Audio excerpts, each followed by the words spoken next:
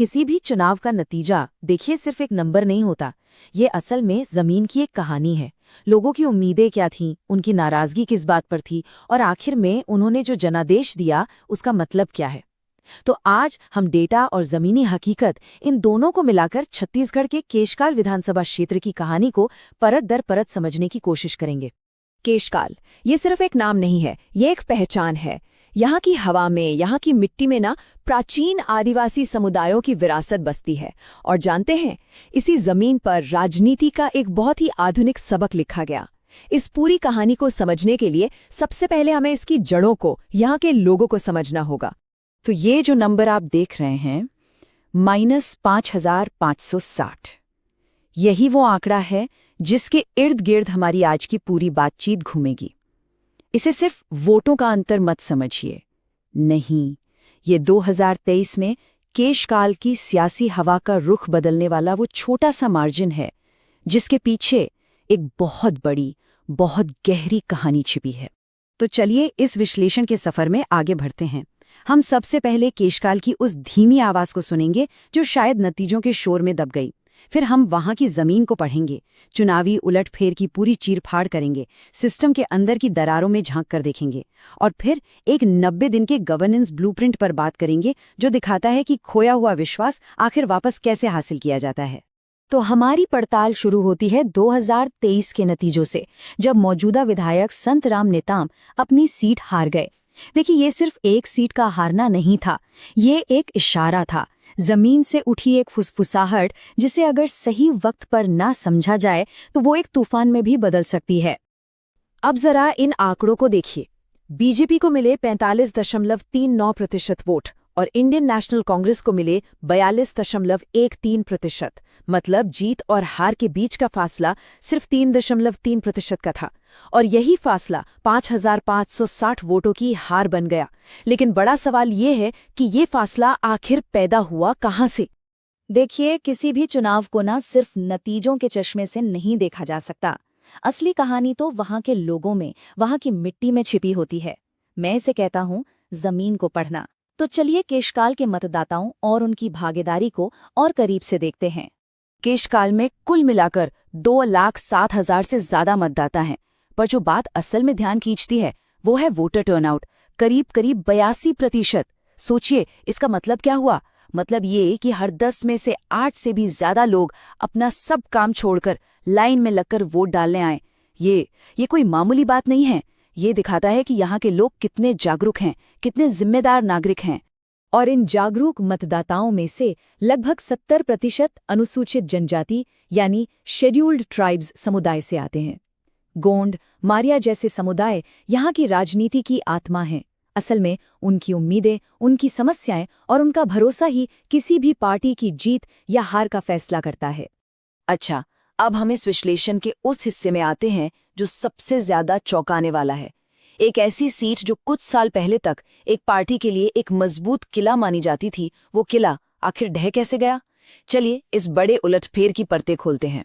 केशकाल का राजनीतिक इतिहास अगर देखें तो ये पता चलता है कि यहाँ के वोटर किसी एक पार्टी से बंधे हुए नहीं हैं।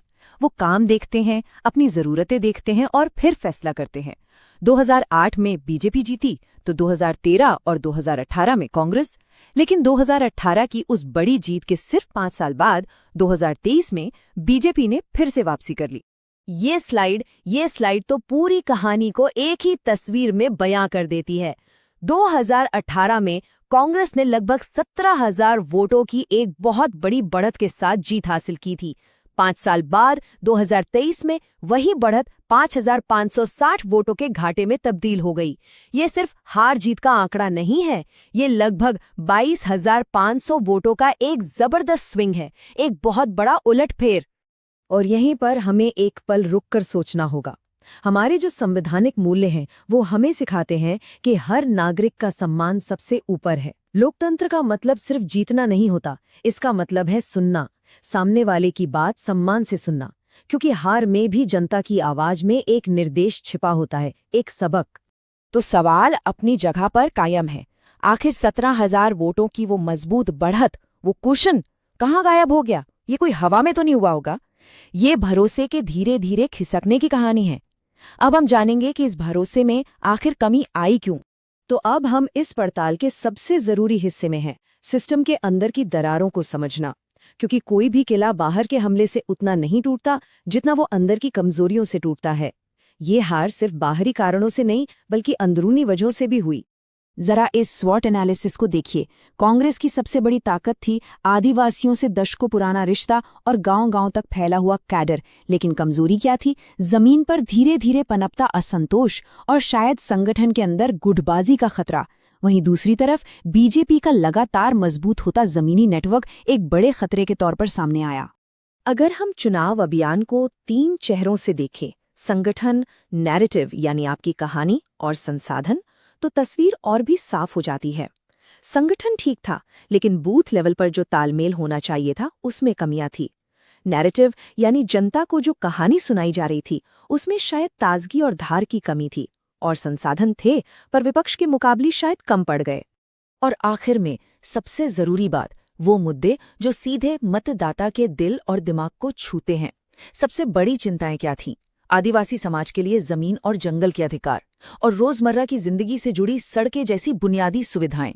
जब ये मुद्दे अनसुने रह जाते हैं तो नाराजगी बढ़ती है, और वही नाराजगी एक दिन वोटों में बदल जाती है। अच्छा, तो अब तक हमने समस्या को समझा, उसकी जड़ों तक गए। अब बात करते हैं समाधान की।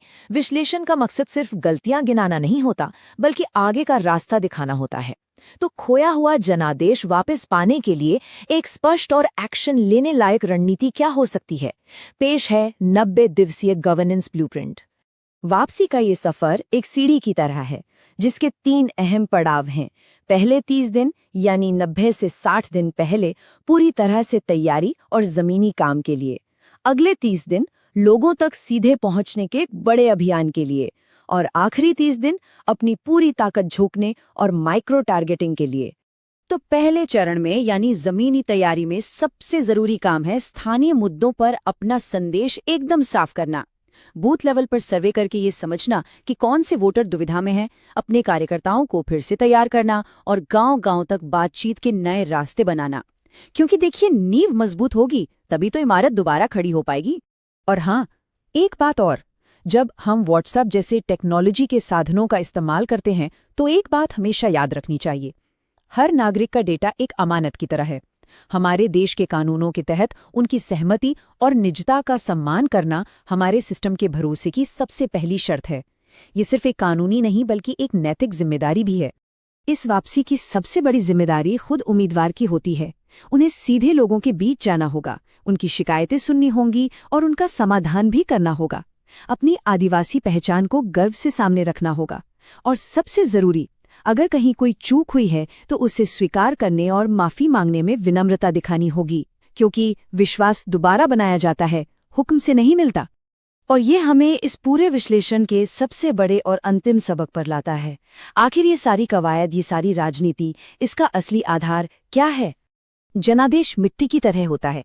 इसे सिर्फ चुनाव के समय नहीं बल्कि चुनावों के बीच के 5 सालों में लगातार सींचना पड़ता है, इसकी देखभाल करनी पड़ती है। अगर आप ऐसा नहीं करेंगे तो अगली बार फसल की उम्मीद भी नहीं कर सकते।